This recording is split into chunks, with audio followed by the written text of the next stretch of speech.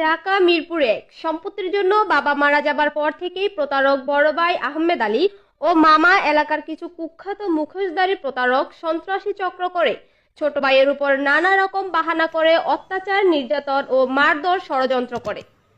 ছোট ভাইয়ের সম্পত্তির অংশ ও কোটি কোটি টাকা প্রতারণা ও আত্মসাৎ করার চেষ্টা করে।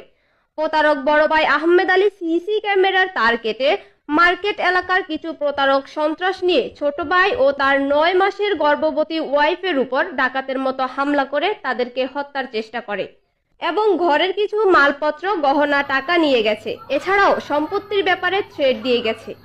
এ ব্যাপারে থানা পুলিশের কাছে অভিযোগ করলে কোনো ভূমিকা নেই, উল্টো সন্ত্রাসীদের সাথে জড়িত থেকে বা ঘুষ খেয়ে প্রতারণা, সন্ত্রাসীমূলক কথাবার্তা বলে হয়রানি করার চেষ্টা করে।